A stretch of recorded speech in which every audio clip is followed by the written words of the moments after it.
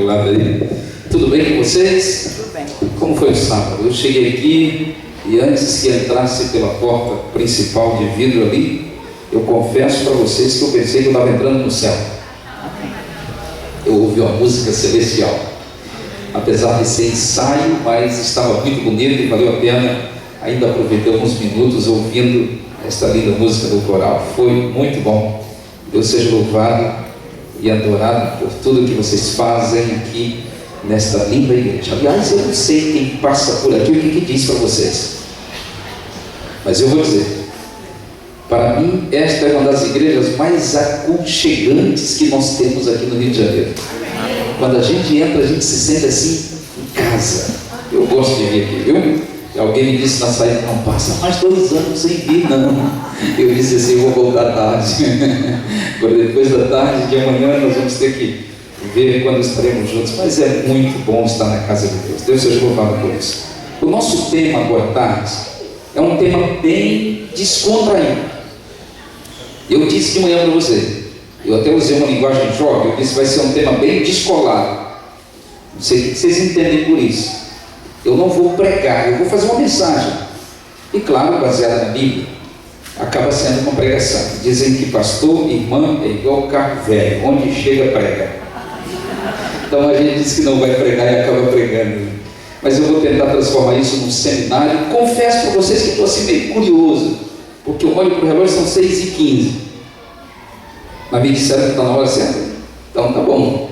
Nós vamos trabalhar alguns minutos juntos aqui e vamos aproveitar dentro do tema que escolhemos para o final de semana. Não sei se vai ter alguma coisa para apresentar aqui. Você pode até fazer o seguinte: se puder apagar só essas luzes aqui da frente para escurecer um pouquinho a tela, e aí pode deixar as outras acesas, não tem problema, para a gente poder ter uma definição melhor daquilo que nós vamos trabalhar. Vamos trabalhar um pouquinho essa questão do coração, dos relacionamentos. E é por isso que eu falei de manhã que ninguém poderia perder a tarde, porque esse tema é para os casados, mas esse tema é também para os solteiros, para os adolescentes, juvenis, jovens. Eu preciso fazer uma pergunta antes de citar o primeiro verso ou o primeiro texto que a gente quer desenvolver. E a pergunta é, responda se puder: quantos de vocês são casados? Levanta a mão, deixa eu ver. Opa, 1, 2, 3, 4, 37 pessoas. Acho que é a maioria, hein? Quantos são solteiros agora? Levanta a mão. Dá para contar: 1, 2, 3, 4, 5, 6, 7, 8, 9, 10, 11, 12. Eu vi que alguns não levantaram a mão. Tem uma terceira classe? Não. Casados, solteiros e o que mais? Encalhados, deve ser. Tem alguns encalhados por aí. Esses que passam dos 30, né? Tem que dar o nome para a gente começar a orar. Eu trouxe a minha esposa aqui comigo. Alguns de vocês conhecem, outros não. Se chama Ângela. Está aqui agora, tá? Já que nós vamos tratar um tema assim bem legal, a esposa que está presente, né? Eu não sei como, mas dizem que há etapas na vida de uma pessoa. Pode ser na vida de um rapaz, de uma moça, de um irmão ou de uma irmã. Para mim é mais fácil falar das mulheres, né? Bem mais fácil, né? Então vamos lá. 3 etapas na vida de uma moça ou de uma mulher. Alguns de vocês devem saber. Eu espero que vocês estejam com a cabeça bem aberta para ouvir um tema jovem agora. Primeira etapa, dizem que é quando a garota começa a entrar na puberdade e começa a aflorar os sentimentos, os pensamentos, os desejos, essas coisas que vocês conhecem, né? Começa a querer sair com alguém, dar uma voltinha de bicicleta, andar por aqui, por ali. Começam os namoricos, né? Eu não sei exatamente qual é a idade, e tenho medo de dizer, e algumas mães ficaram surpresas, mas dizem por aí que com 13, 14, 15, essa coisa já está começando, né? A criançada já não se imagina mais menina, agora se imagina moça, e começa essa primeira etapa que dizem que se chama "se eu quiser". Ela empina assim, os ombros, né? Aquele negócio de jogar o cabelo para um lado. Eu não sei fazer isso, não, porque o pescoço é meio duro. Mas aí se empina toda, anda toda empinadinha, e aí os rapazes mandam mensagem, fazem possível, mandam e-mail, SMS, fala pelo Twitter e tantas redes sociais, e ela só responde assim: "se eu quiser". Essa é a primeira etapa. Alguns de vocês já passaram. Depois chega a segunda etapa. Essa é quando ela está aí pelos 20, 22 anos, já é uma moça, já sabe o que quer, já pensa bem, sabe tomar suas decisões, mas aí a procura fica menor, já não tem mais todo aquele galanteio, né? A procura fica menor. Essa é a segunda fase. E é quando assim a garota termina no culto do domingo à noite, ela fica na porta da igreja assim: ei, você me leva em casa? E vê que as coisas começam a mudar. Essa fase é, se ele quiser, muda um pouquinho.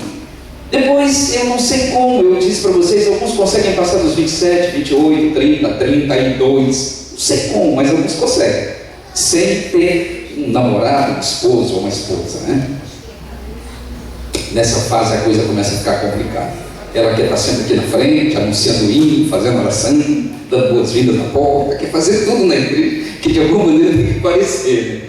Essa é a última fase. Eu não sei se vocês concordam, mas dizem por aí que essa fase se chama se Deus quiser. A coisa começa a ficar mais complicada. Mas enfim, é coisa para a gente pensar. E eu quero mostrar para vocês nessa tarde, me ajuda aí com a projeção. Quero mostrar para vocês nessa tarde como as coisas acontecem na vida. E como muitas vezes parece que sai um pouquinho daquilo que a gente acha que é normal. É por isso que nós precisamos encontrar algumas soluções para essas coisas na Bíblia. Basta mais um aí. Algumas pessoas estão assim, até hoje, aguardando o homem perfeito, a mulher perfeita. Eu quero dizer a primeira grande verdade para vocês do livro de Cantares. E você pode abrir comigo, porque nós vamos investigar um pouquinho esse livro, como eu prometi para vocês. A primeira grande verdade do livro de Cantares: foi Deus quem criou os relacionamentos. Foi Deus quem criou homem e mulher, e com um propósito. E apesar de que a maior parte de vocês são casados, os solteiros vão ouvir algumas coisas de vez em quando, e os casados também. E a primeira grande verdade é: Deus tinha e tem um plano. E o plano de Deus não era que ninguém ficasse solteiro para sempre. O plano de Deus é que você encontrasse a sua cara metade ou metade da sua cara, a banda da laranja, que você encontre um parceiro, uma esposa ou um esposo, e viva feliz para sempre. Eu não sei se vocês têm ideias disso, mas o livro de Cantares foi escrito aproximadamente em 960 a.C., ou seja, quase 10 séculos de história, né? Esse livro tem algumas coisas muito especiais, e uma delas expressa de maneira clara, através de poemas, de poesias, numa linguagem muito franca, que muitas vezes tem chocado as pessoas, e por isso alguns não querem falar disso, mas de uma maneira bem clara, expressa o plano de Deus para a vida de cada ser humano. E não se equivoque com isso. Durante os tempos, as pessoas tentaram tirar o livro de Cantares da Bíblia. Somente pelo poder de Deus e do Espírito Santo é que ele continuou ficando no cânon bíblico e formando o que nós conhecemos como Cântico dos Cânticos ou Cantares de Salomão. No original é Shirim. Se você quiser decorar o bom nome, se alguém tiver grávida aí, pode colocar no filho Shirim. Eu não sei se você vai continuar pronunciando dessa maneira. Essa é uma linguagem bem diferente do restante da Bíblia. Às vezes a gente fica surpreso de ver, mas duas coisas claríssimas aparecem aqui. Primeiro, o plano de Deus para o ser humano, e segundo, uma alegoria do próprio Jesus e sua igreja. Sabia disso? Pois é uma alegoria do próprio Jesus com a sua igreja. Faz menção a outros livros implicitamente, como por exemplo o livro de Gênesis, quando Deus estabelece o matrimônio ali de uma maneira muito especial. Aí a gente encontra no livro perfumes, árvores, rios, pássaros, jardins, preparativos, uniões, namoro, noivado, casamento, sexologia. A gente encontra tudo no livro de Cantares. É um livro muito especial, e algumas curiosidades para vocês começarem a ver juntamente comigo. A primeira delas: Salomão fala 11 vezes e a Sulamita fala 18 vezes. Ela começa e termina falando. E qualquer semelhança com as mulheres de hoje pode ser pura coincidência.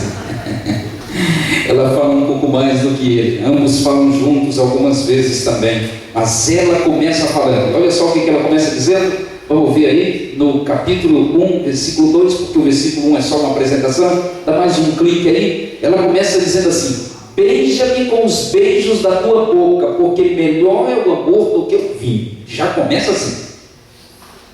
Enquanto os adultos se espantam um pouco, os jovens tentam decorar, querem memorizar. Me diz um verso da Bíblia, pede o namorado. E a moça coça a cabeça, dá uma risadinha e diz assim: vou te falar o que está em Cantares 1:2. E aí a coisa começa a esquentar, não é? Mas é bíblico. Algumas lições nós podemos tirar daí. Talvez eu pule um pouquinho uma outra coisa aqui, talvez pelo tempo, mas saibam que o beijo é um termostato para um bom relacionamento. É uma coisa íntima, claro. E quando os jovens perguntam assim, eles olham para baixo assim, põem a mão no bolso, franzem a testa, assim: pastor, esse negócio de beijo está certo ou está errado? Algumas vezes eles têm medo de olhar nos olhos da gente. E eu digo assim: leia lá em Cantares, e aí você vai saber se está certo ou está errado. É claro que cada coisa tem o seu tempo, e às vezes a gente não comenta essas coisas, fica como um tabu, não é verdade? Às vezes a gente tem dificuldade de conversar entre nós mesmos, com os filhos ou com os pais. Às vezes você, jovem, tem adolescentes por aqui, você fica com vontade de perguntar alguma coisa para o seu pai ou para a sua mãe, ou você tem dificuldade, nunca viu a mãe falando sobre isso, ou o pai comentando estas coisas. Isso está na Bíblia. A gente não deveria ter dificuldade de comentar sobre essas coisas, claro, da maneira correta e da maneira cristã. Até porque, se nós não falarmos, o que vai acontecer? Eles vão aprender de outro jeito. Eles vão aprender com os amigos da escola, com os coleguinhas. Eles vão aprender pela televisão, pelo computador, vão ver. Então nós não deveríamos ter dificuldade de quebrar esse tabu e de sermos claros na medida certa, no momento certo, para as pessoas certas, especialmente entre aqueles que são uma família. Portanto, algumas coisinhas rápidas, dá uma passadinha, só coisinhas rápidas. Quem não se esquece ali quando não se lembra do primeiro beijo, né?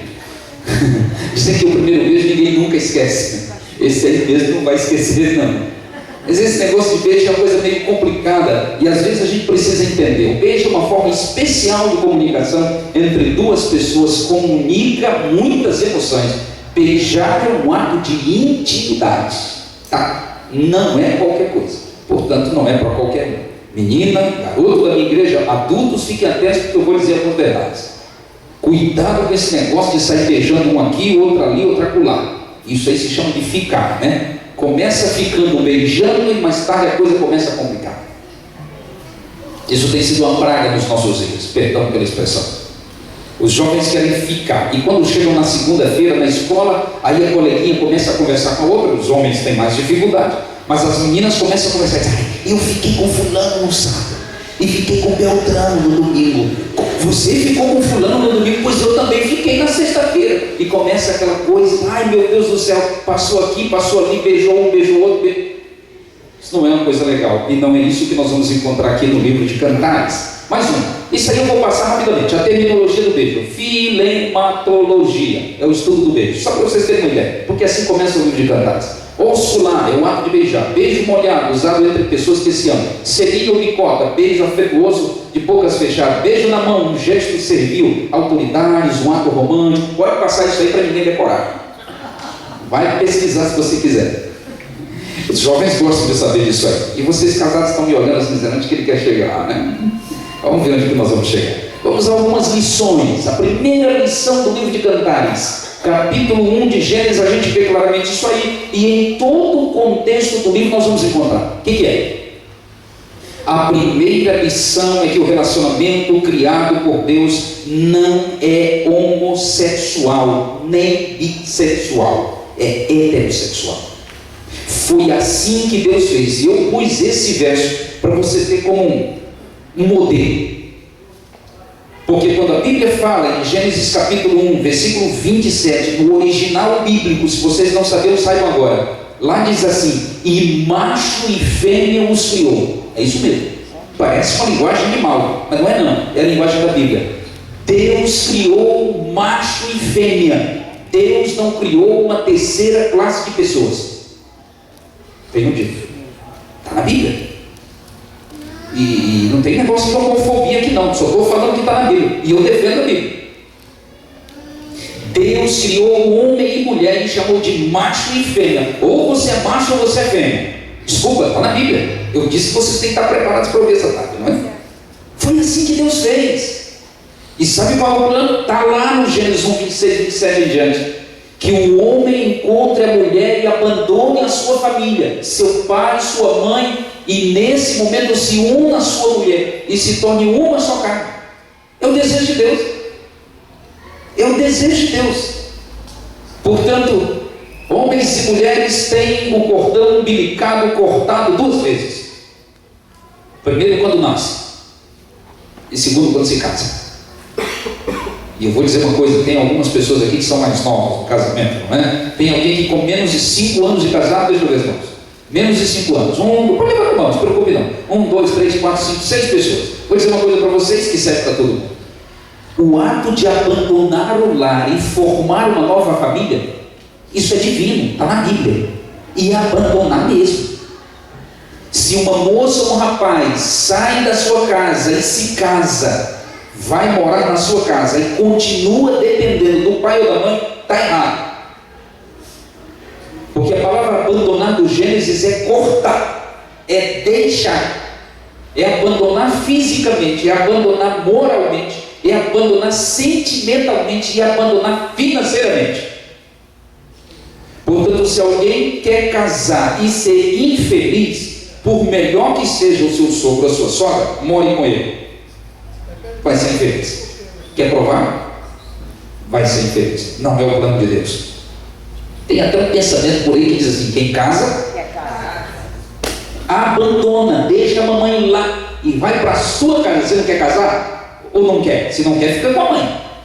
Agora, se quer casar, deixa a mãe, deixa o pai, se liga ao seu marido, os seus sentimentos, as suas emoções, as suas alegrias, as suas tristezas. Agora é com o seu cônjuge, não é mais com a mamãe. Mamãe, estou te ligando para dizer que hoje foi um dia horrível.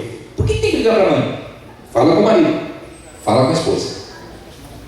Quer ser feliz? Una-se ao seu marido e a sua esposa. Tem que cortar o cordão umbilical. É dolorido isso, e a mãe fica ligando. Sei que fica. Oi, filhinha, estou preocupado com você. Como é que você está? Deu certo aquilo? Deu, mamãe. Pode conversar numa boa. Mas não esqueça que a sua emoção tem que estar ligada ao seu marido ou à sua esposa. Esse é o relacionamento de acordo com aquilo que Deus quer para cada um de nós. Okay?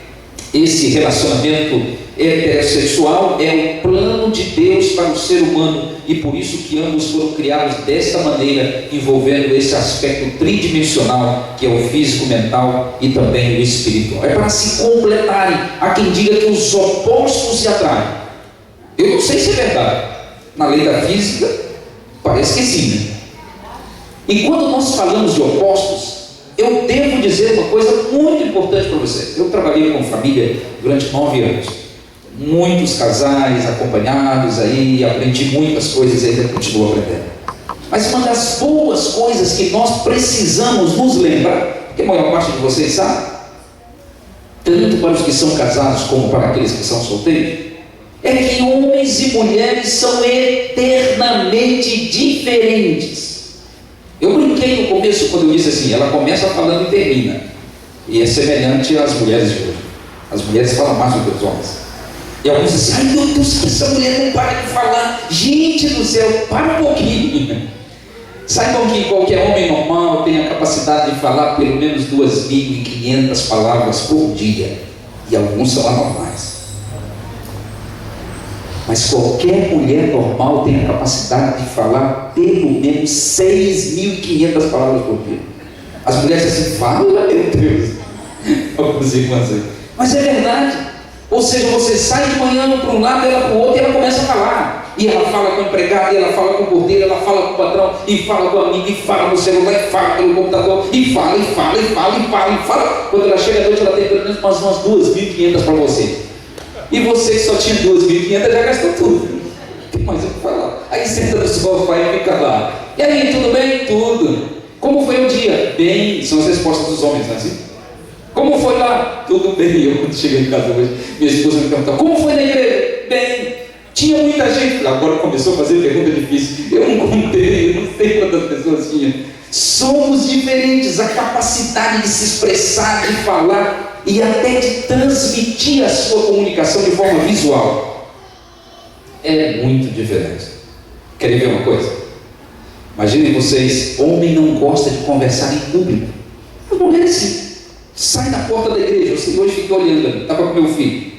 E elas começam a conversar na porta da igreja. E conversa, e pega no cabelo, e pega no botão, e passa a mão na barriga, e vai no sermão, e pega de novo, e vai lá, e abraça, e fala com a outra, e está falando com uma, mas está falando com a outra. E os homens ficam esperando, lá no carro, lá na calçada. O homem diz assim, tudo bem, né? Tudo. Está quente, né? Tá, isso é papo de homem. Acabou, não tem mais nada para falar. E elas tentando, e ficam 40 minutos na porta da igreja. Aí depois se beijam, olham uma para a outra e dizem assim, depois a gente fala mais, tá? Não foi suficiente ainda. E eles não entendem. Então nós precisamos entender que existem grandes diferenças entre homens e mulheres. A comunicação, eu estou mencionando, é apenas uma delas. Os dois saem para viajar. Vamos imaginar em Obed e esposa. Saem para viajar. No meio do caminho ele diz assim, eu venho, para no posto. Quero ir no banheiro. Ah, beleza, também vou. E aí encosta o carro ali, os dois saem, cada um para o seu banheiro. Não sei se alguma mulher aqui já entrou no banheiro de homem. Por engano, porque quis mesmo, não sei. São diferentes, né? São diferentes. Claro que o banheiro de mulher todo mundo sabe como é que é. Agora o de homem só quem entrou. Tem um negócio que chama mictório, não é assim? É assim mesmo, né? Mictório. Quando os dois entram, cada um no seu banheiro, geralmente ele sai primeiro, porque eu não sei, nem vou dizer para vocês, eu sei, mas não vou dizer. Mas quando um sai e fica esperando o outro lá fora, geralmente tem surpresas.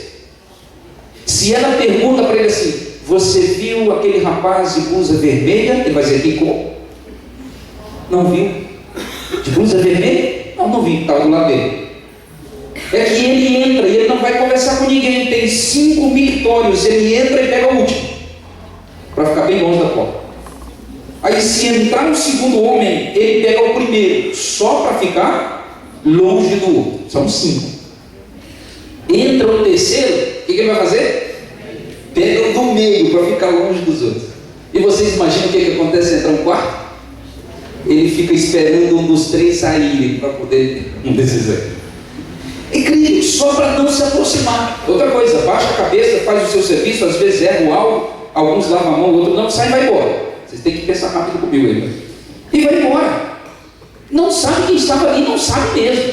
Vocês sabem como que é a mulher do banheiro? Querem saber? Elas entram desconhecidas e saem amigas, quase íntimas. E o marido está lá fora esperando, ou o namorado, e quando ela sai, beijinho, beijinho, tchau, me liga depois. Você conhece essa mulher da onde? Conheci aqui dentro. Fácil, né?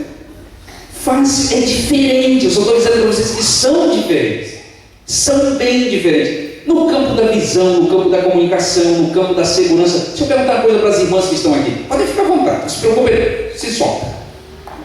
Lá no seu quarto, na sua cama, você, irmã casada, dorme do lado da porta ou do lado da parede? Do lado da parede. Já tinham parado para pensar nisso? De lado que você dorme? Do lado da porta ou da parede? Algumas dormem do lado da porta, são aquelas que são mais líderes, né? Mas dizem os estudiosos que 95% dormem do lado da parede e deixam o marido do lado da porta. Você sabe o que é isso? Porque se o ladrão vier, alguma coisa vai pegar primeiro ele. É senso de segurança, nada mais. Ela quer se sentir segura e protegida, e o homem não está nem aí por isso. Está nem aí. Anda com a sua esposa, com a sua namorada numa feira, no mercado, na rua, vai atravessar o sinal, o que ela faz? Agarra o braço ou a cintura em algum lugar. Ela quer saber que alguém está se preocupando com ela. E aí ela vai, e se os dois continuarem andando aqui na rua, na calçada, se ela estiver do lado da rua, ela vai para o outro lado e deixa ele do lado da rua. Senso de segurança, o homem não está nem aí por isso. Não se preocupa com isso. Mulher sim. Os dois chegam numa festa, estou só mostrando as diferenças para vocês. Os dois chegam numa festa, imagina uma festa de casamento, por exemplo, todo mundo bem vestido, bem apresentado, suspiro fundo. Quando chega na porta o casal, ela olha assim, Nossa, que lindo! Olha aquelas flores, tá lindo! Olha as lâmpadas, nossa, esse tapete está de arrebentar. Olha a noiva, fulana está ali. Ih, fulana fez chapinha de novo no cabelo. Nossa, aquela mulher sempre gosta de acontecer. Olha lá, ela com o vestido todo cheio. Bate o olho e vê tudo. Tem uma visão periférica. O homem sabe o que ele pensa quando ele chega no local desse? Vocês sabem, mas a maior parte de vocês não sabe. A maior parte de vocês não sabe. Mas eu vou descobrir os homens agora. Enquanto você está admirando a paisagem, as pessoas bonitas, os sapatos, as roupas, o altar, e está olhando tudo, ele olha para um lado, olha para o outro e diz assim: se esse negócio pegar fogo, por onde é que eu vou sair? Visões diferentes, bem diferentes. O homem geralmente tem uma visão de luneta, uma visão de túnel. Ele vê lá na frente, ele vê o alvo. É o alvo. O homem, na sua essência, está sempre buscando o alvo, em todos os sentidos. Pode imaginar o que vocês quiserem. Sempre buscando o alvo. Ele quer trabalhar, ele tem um alvo. Ele quer ganhar dinheiro, quer comprar um carro novo, quer mudar de casa, quer isso, quer aquilo. Ele está solteiro, ele quer conquistar uma moça. O alvo dele é aquela. Ele vai lá, ele vai se aproximar. Ele pode não dizer nada, a mão pode tremer, ele pode ficar suado, mas ali é o alvo dele. É o alvo. E no campo da visão não é diferente. O homem olha e vê o que ele quer ver. Se eu tenho um bom valor. Estou olhando para o relógio, não consigo ver muita hora porque a vista não é mais dessas coisas, mas eu olho para o relógio, eu estou vendo o relógio no final. Assim são os homens. É por isso que às vezes ele olha nos seus olhos, irmã, moça, vamos falar de solteiros agora, fiquem quietos os casados aí. Os solteiros olham nos olhos da moça e às vezes ela tira um olhar assim, ela quer olhar para o outro lado. Por que está olhando para mim? Bom, se ela estiver interessada, ela dá um jeitinho para diminuir o olho, olha de lado, faz alguma coisa para poder dar interesse para ele perceber que ela realmente está interessada. Mas se ele olha nos seus olhos, ele está vendo os seus olhos. Se ele quiser ver outra parte do seu corpo, ele vai ter que mexer a cabeça. Você já entendeu, né? As mulheres entendem mais rápido, né? Mas os homens são bobos também, não? Ele tem que baixar a cabeça, ele tem que olhar onde ele quer ver, porque a visão do homem é assim do túnel. A mulher não. Homens, presta atenção, irmãs, está com os ouvidos. A mulher não. Ela está olhando nos seus olhos, ela está vendo o seu cinto e a ponta do seu sapato suja. É assim ou não é? Elas têm uma visão mais abrangente. Então já sabe, de noite quem é melhor para dirigir? Os homens. Porque eles olham e veem um alvo. Está vendo a luz do semáforo, o canto, a esquina. As mulheres estão preocupadas com o todo. Somos diferentes homens e mulheres, mas foi assim que Deus nos fez. E é por isso que Deus tem um plano para a vida de cada um de nós. E se eu fosse falar de diferença, eu ficaria até as 9 da noite mostrando para vocês como nós somos eternamente diferentes. Mas mais uma coisinha aqui no livro de Cantares. Ele nos mostra um relacionamento monogâmico. Isso está no capítulo 6, versículo 9. Se alguém estiver acompanhando na Bíblia, vai encontrar isso aí facilmente. Capítulo 6, versículo 9, nós encontramos esse relacionamento monogâmico. Eu vou ler a minha Bíblia, diz assim: mas uma só é a minha pomba, a minha imaculada, de sua mãe, a única, a predileta, daquela que a deu à luz. Viram-nos as donzelas, lhe chamaram ditosas, viram-nas as rainhas e concubinas e a louvaram. O começo do versículo já diz tudo. Uma só é a minha, um relacionamento monogâmico. Nunca foi o plano de Deus que houvesse um relacionamento de poligamia. E aí você está olhando para mim e diz: pastor, mas e aí? A gente encontra Jacó, Davi e tantos outros que tiveram mais de uma esposa. Como foi que Deus abençoou esses homens? E eles até são chamados de patriarcas, pais dos pais, que são exemplos para nós. Como é que a gente entende isso? Se o plano de Deus não era que tivesse mais de uma esposa ou mais de um marido, é fácil de explicar. É simples de explicar. Deus fez Adão e Eva. Deus não fez Adão, mas 4 Evas, ou 5 homens para uma só mulher, ou 5 mulheres para um só homem. Deus fez um casal. Este era o plano de Deus. Deus abençoou esses homens, mas eles tiveram que pagar o preço pelos seus erros. Verdade ou não? Tiveram que pagar o preço. Se vocês começarem a olhar a história, vocês vão perceber isso claramente. Quantos problemas teve Jacó? não conseguia administrar sua família. Quanto problema para o resto da vida! Ciúme, inveja, orgulho, perseguição, briga entre... Que coisa feia! Quantos problemas, não? Abraão, até hoje nós temos os problemas. E Davi, quanta vergonha passou Davi. Vocês se lembram? Quantos problemas? A sua casa dividida. Os seus filhos brigavam entre si e brigaram com o pai. Confusões na família, vergonha. Um filho que coloca uma tenda no meio do acampamento e faz tudo na frente de todos. Que vergonha!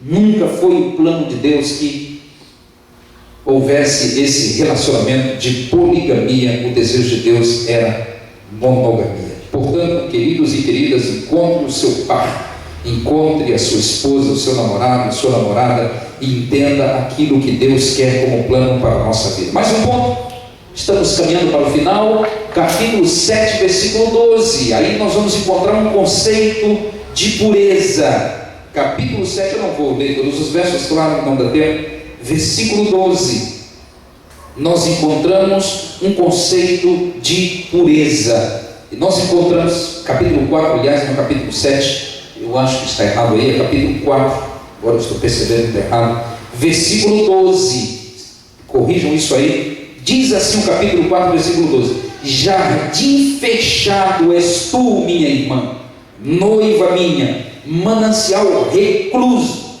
fonte selada. Tem algo mais para dizer? Jardim fechado, fonte selada. Para mim parece que Salomão estava dizendo assim: está tudo fechadinho, trancadinho, mas eu tenho a chave. Está aqui, ó, no bolso. Jardim fechado, querida, é um símbolo de pureza na vida. Esse verso enfatiza claramente a pureza sexual. E nós estamos falando numa época em que a virgindade e a castidade dependem, por este mundo relativista, da cabeça de cada um. Esses conceitos relativistas desse mundo que nós vivemos, o mundo pós-moderno, não encontram respaldo na palavra de Deus de maneira nenhuma. Nós vivemos hoje numa época em que o casamento é desprezado, fragmentado, a rejeição, a traição, tudo isso é louvado como se fosse coisa boa. E nunca foi o propósito de Deus para o ser humano. Uma moça cristã, uma vez ridicularizada pelas suas colegas, que ficavam dizendo: vai dizer que você é virgem, fala sério, você não é desse mundo não, aí diz alguma coisa pra gente aí. E sempre faziam com que a garota ficasse envergonhada. Um dia ela bateu o pé no chão, colocou o dedo no nariz das amigas e disse assim: olha aqui, meninas, no dia que eu quiser me tornar como vocês são, eu posso, mas se vocês quiserem se tornar como eu sou, nunca mais. Tapa na cara. Conceito de pureza. Quando Paulo escrevia a Timóteo, ele dizia assim: foge das impurezas, sai fora, vai para longe, corre, faça como José, não tenha medo, vai embora, corre das impurezas. Nós encontramos mais um conceito aqui no livro de Cantares, que está baseado em Gênesis 2:24, que é o conceito de autonomia. É baseado naquilo que eu falei agora há pouco para vocês, acho que adiantei um pouco o assunto, quando ele diz: por isso deixa o homem pai e mãe, se une à sua mulher e se tornam os dois uma só carne. A Sulamita deixou a sua cidade, e era Sunem, por isso o seu nome estava situado ao norte de Jerusalém, e então foi para unir-se a Salomão. No casamento, ambos desvinculam-se completamente do seu lar. Isso é autonomia. O casal tem que ter autonomia. Essa autonomia, claro, é baseada no planejamento. Planejar quando ficar noivo, quando casar, quando vai ter os filhos e daí por diante, tá? Mas aí nós encontramos mais um conceito, o conceito de maturidade emocional. Isso nós podemos encontrar no capítulo 2, versículo 7, depois no 3, 5 e até no versículo 8, versículo 4, capítulo 8, versículo 4, se alguém quiser pode anotar isso aí, capítulo 2, versículo 7, capítulo 3, versículo 5 e capítulo 8, versículo 4, quando ele fala desse conceito de maturidade, o conceito do amor verdadeiro, e esse é o ponto-chave do livro. No capítulo 2, por exemplo, ele diz assim: conjuro-vos, ó filhas de Israel, pelas gazelas e servas do campo, que não acordeis e nem desperteis o amor até que ele queira. Ou seja, tudo tem o seu tempo. Salomão diz: eu vos conjuro que não desperteis o amor. Esse despertar do amor é aquele momento em que o adolescente, geralmente adolescente, começa a perceber as transformações, começa a ter os seus impulsos e desejos. E diga-se de passagem, estas coisas foi Deus que nos deu. Nós precisamos aprender a dominar e, claro, usar da maneira correta, no momento certo. Eu costumo dizer para os jovens, aqui tem mais gente casada, o assunto é um pouco diferente, mas eu costumo dizer para os jovens: jovens, apeguem-se a Deus e ao banho gelado. Tome banho frio, meu filho. Toma banho frio, minha filha.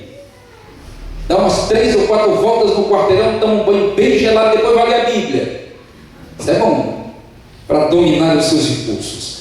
O amor não deve ser despertado de forma precoce de maneira nenhuma. Ambos devem ter maturidade para o casamento, e muitas vezes isso não acontece e acabam entrando num barco furado, entrando num local onde não vão sair facilmente. E hoje a palavra de Deus nos convida a refletir um pouquinho sobre esses temas de beleza, santidade, pureza, sexologia, que muitas vezes tem sido distorcido, não é verdade?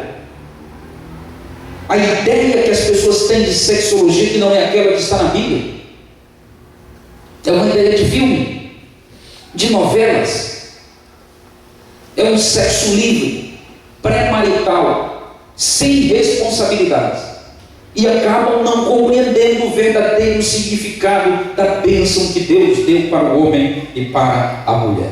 Portanto, é importante nós entendermos esse conceito de maturidade emocional. E por último, eu leio Cantares capítulo 6, versículo 10 na minha Bíblia. Esse é um dos lindos versos que estão aqui, quando em coro eles cantam e dizem: quem é esta, Salomão falando, quem é esta que aparece como a alva do dia, formosa como a lua, pura como o sol, formidável como o exército com bandeiras? É uma maneira de Salomão reconhecer a dádiva de Deus para ele através da sua esposa. É uma maneira de falar de uma coisa que o mundo está falando de forma errada, falar da maneira correta. É louvável a maneira como ambos, esposo e esposa, falam do outro, falam para o outro e falam para os outros daquilo que são entre si. É uma maneira clara de mostrar que a Bíblia tem um conceito puro daquilo que é realmente o casamento, o matrimônio, o relacionamento entre um homem e entre uma mulher. Esta é a bela figura apresentada lá no Apocalipse. Nós vamos encontrar a figura da igreja.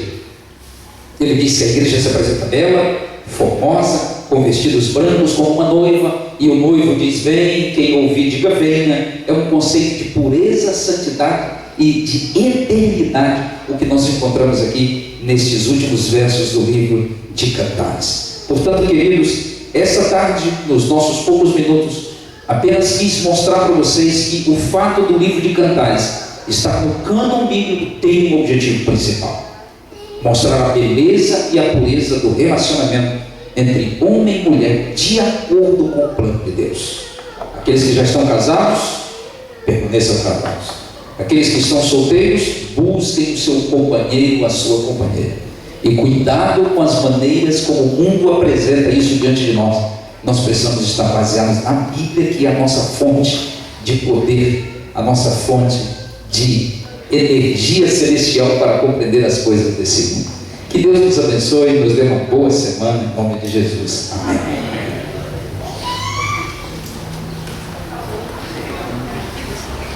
Nós vamos ter mais uma música especial, e depois faremos o fechamento.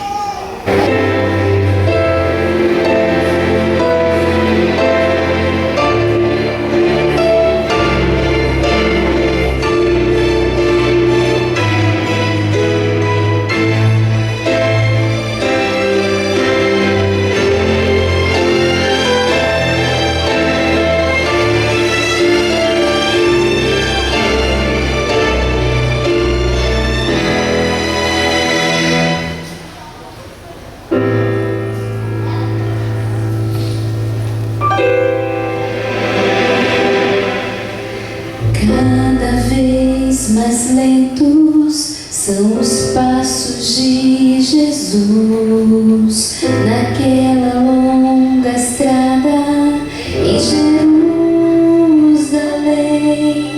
cansado, ferido, machucado, humilhado, não há palavras que descrevam esse quadro de horror.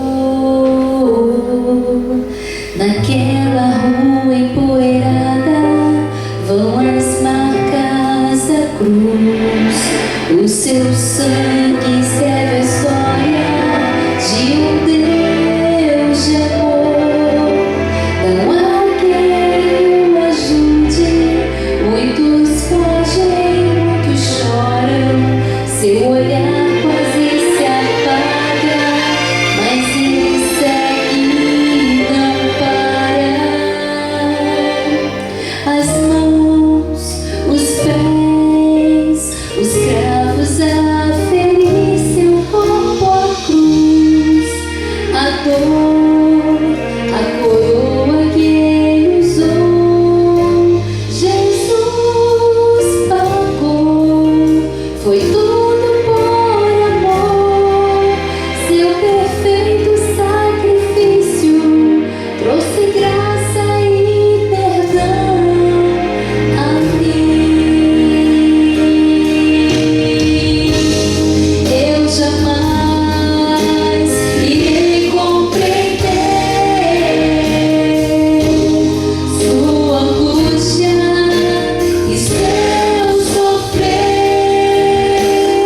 Foi por mim que ele se entregou.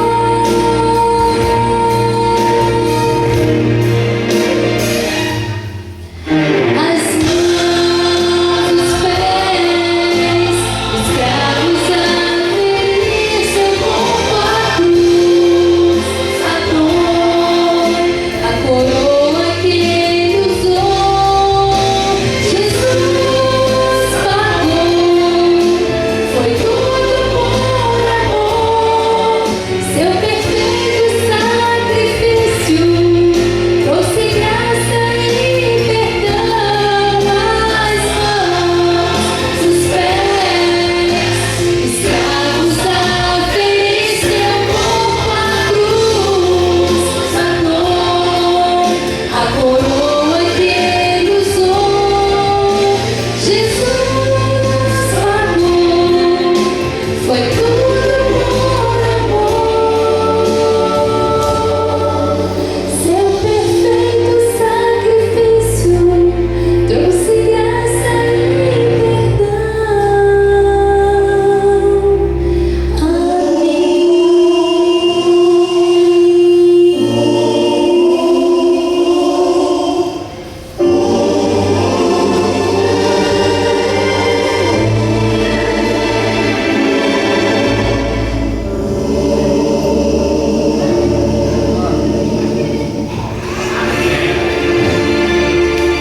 Essa foi a maior prova de amor que Deus deu por nós. O amor nasceu no coração de Deus. A maior prova do amor de Deus está no próprio nome, o nome do amor. Amar é abandonar, é morrer, é oferecer-se e é redimir.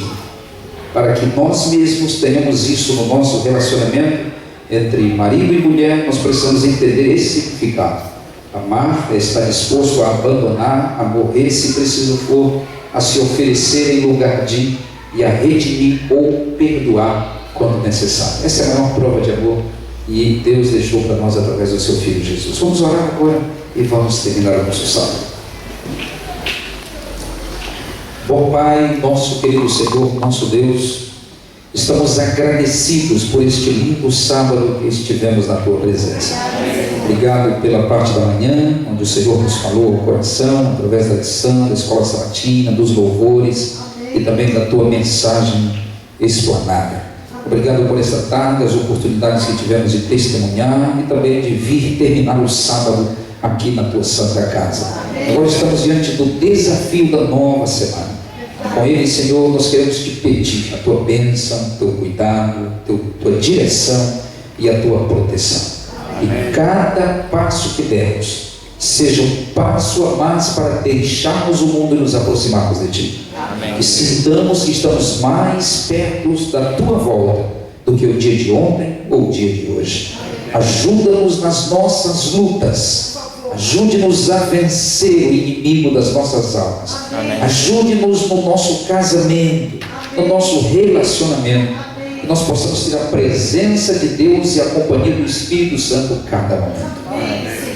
Dá-nos uma boa noite. Nos acompanhe de volta aos nossos lares. Nós te pedimos e agradecemos o nome de Jesus. Amém. Amém. Deus nos abençoe e tenham todos uma boa semana.